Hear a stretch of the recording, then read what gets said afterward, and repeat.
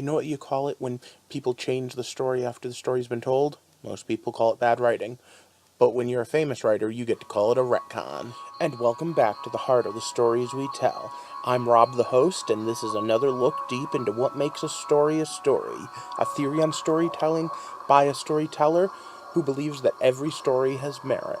And tonight's episode is the retcon, or what is the longer way of saying it is retroactive continuity change.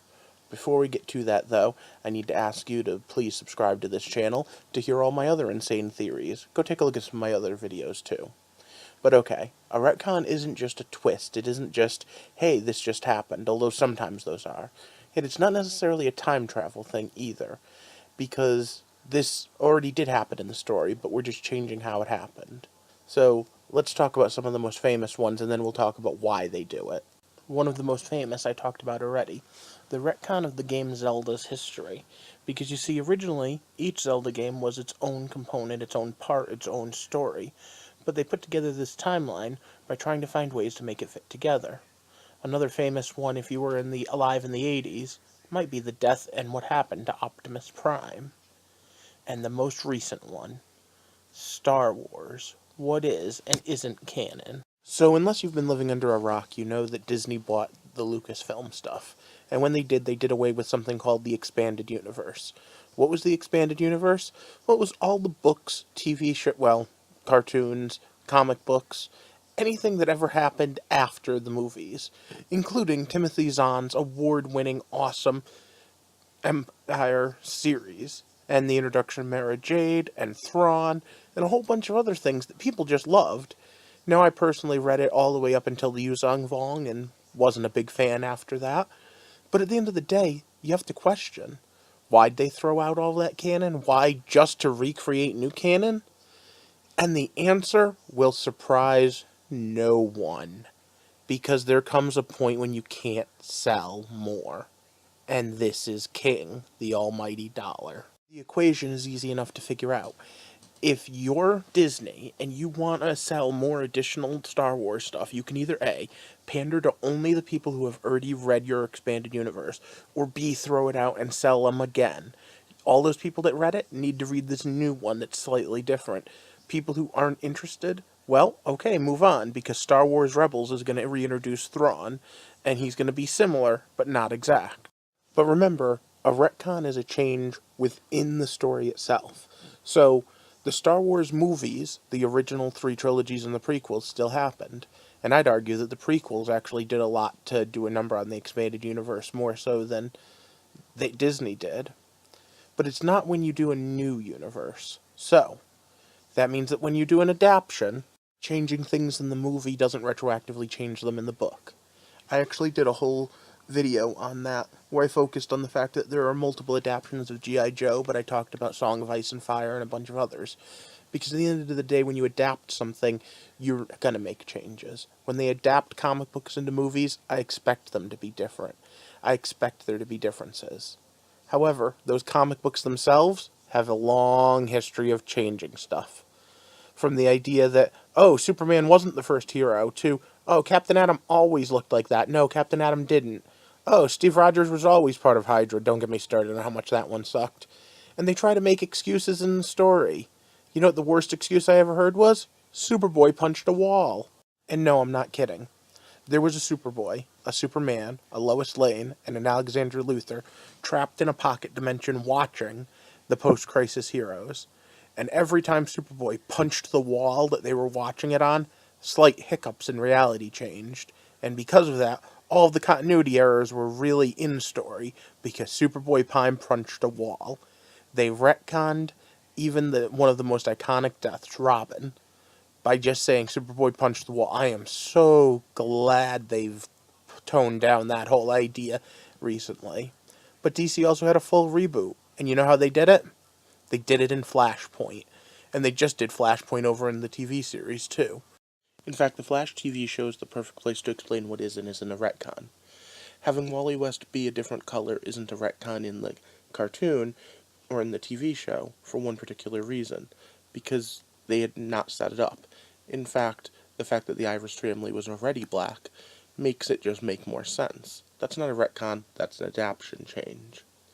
Now then, the fact that the Flash is built around tragedy because of his mother's death is simultaneously both a retcon and an adaptation. Why? Because the original Flash was nothing like that. See, the Flash was originally just a comic book fan who got superpowers. In fact, his whole origin was he wanted to do the right thing, he wanted to be a good guy, so he became a cop. When he became a cop, he realized the best way he could help was to use his brain to be a forensic scientist. He wasn't Batman avenging his family, he was just a guy trying to do the right thing, and as trying to do the right thing, he ended up getting the super speed. And that's it. No tragedy, no big dark past. So the comics retconned this by saying that Zoom killed his mother, and that's what drove him to be a hero. The TV show adapted this. That's the difference. Comic books do this retconning stuff all the time. Retconning is something that happens in almost every medium. And as much as I could pick on bad comic book retcons all day long, I'm going to tell you the tale of two types of retcons. The good and the bad. No ugly this time. Alright, have you ever seen the TV show Leverage? Let me give you a quick rundown of how almost every episode goes. Somebody needs the Leverage team's help. Something bad has happened. They've been conned, they've been duped, someone's hurt, whatever. So the Leverage team goes in and start maneuvering, and they have a con artist, a hacker, a thief, and a big physical guy that hits things. And at the end of the day, they can all intermix and do each other's jobs. And you sit there and you watch as things are starting to go right for them, and then there's this big twist, and whoever the bad guy they were trying to pull one over on gets ahead of them and has them up the creek. Cut to a commercial break normally, although not always, where it looks like the Leverage team is going to get arrested, they're going to get killed, they're just going to lose in some way, shape, or form. But when we come back from commercial, bang! We find out it's all been part of the plan all along. Insert your Special Agent Oso reference here. Now, what happened? Well, see, they actually planned on the bad guy thinking he was getting ahead, and they did something that we didn't know they did before this. And that sets up this twist where they're really going to win in the end. Retroactively, the continuity is relatively fluid there because they planned for it ahead of time. Now, that is a great example of using the retcon well, and using it within its own episode. Now, sometimes the retcons go a little farther back, there'll be a two-parter, or even a season-wide trick, but for the most part, it's good. A medium-grade version of this is on Arrow. You know what? They always have these little flashbacks and throw-arounds. But it reminds me of my bad example. Anyone want to guess? Let me give you a quick hint. I complain about it all the time, and even the writers admit they didn't know the ending before they wrote the beginning, and because of that, several of their mysteries were unfair. Last second, want to guess? Okay, too late. The TV show was Lost. And oh my god, why were there polar bears? And what did the numbers mean? And oh, they actually put a red herring on screen. And I'll admit, they did some cool stuff.